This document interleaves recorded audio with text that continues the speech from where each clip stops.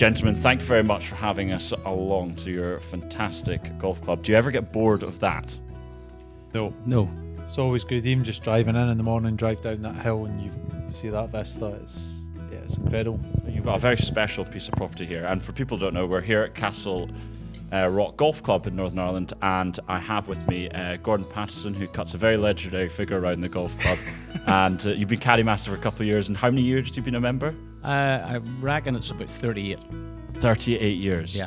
You must have had some epic matches around this golf course. Yes.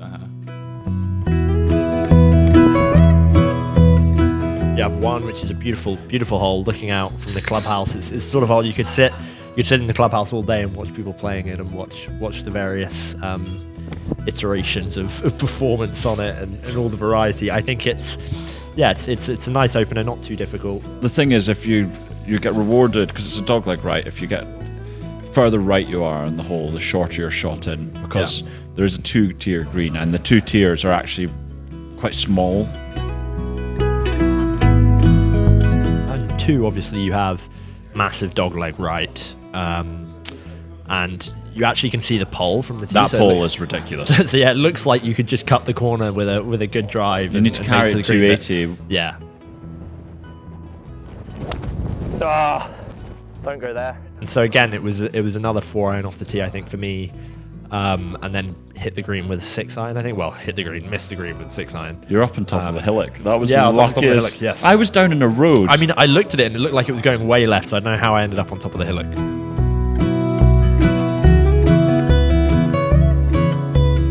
As you can see, there's a railway right away along this side of the course, and this is where 3, 4, 5 is the holes.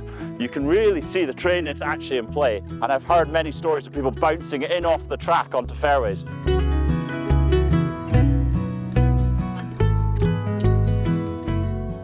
Whenever you're teeing up on the 4th, you have so par 3. It's our signature hole, I suppose you could call it.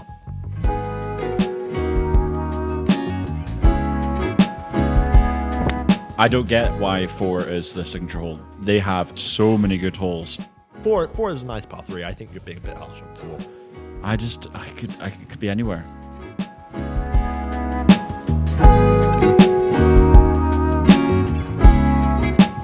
Oh, he's done it in 1. I want to ask you, firstly, what's your favourite holes? Well, not because I can play it that well, but the 9th hole is for a par 3, particularly off the back tee, the tee that sits up off. You have to go up the steps to it. We've got this potentially a 220-yard par 3 into the wind where you have to take probably a driver. Yeah, that's a great hole. There's no question about it.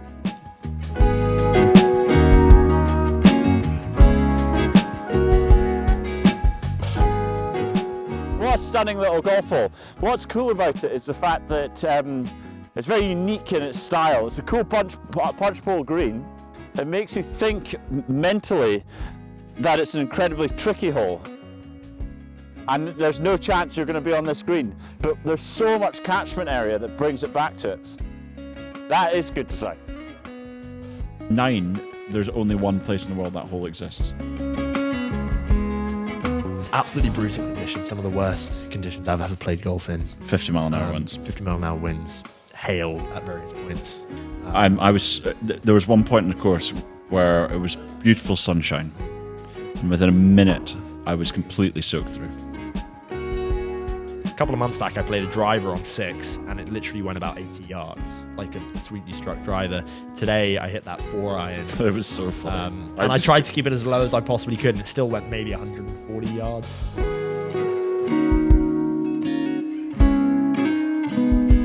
I think we heard from the guys earlier that on 8T you can see 3 countries on a clear day. We weren't seeing 10 yards in front of us, never mind 3 countries. It was brutal.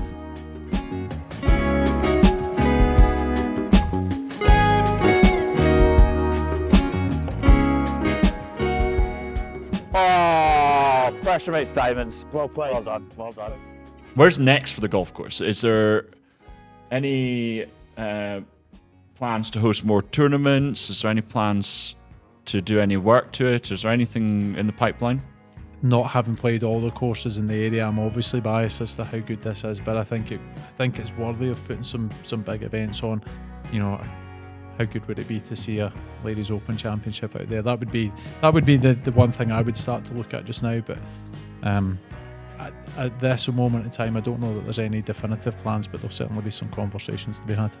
It's a golf course that really lends itself. The way it's set up currently, we wouldn't need to introduce different tees. We wouldn't need to trick it up or bring in extra rough or anything like that. It's almost in a state of play, I think, where you could host something of that magnitude.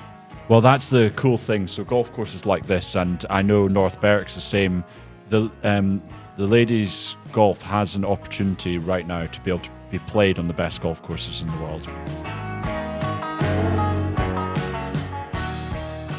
Let's finish then. Why should someone come to Castlerock? Why should someone come play it? It's a fantastic experience playing golf there, because there's a few holes on that golf course that you won't play anywhere else.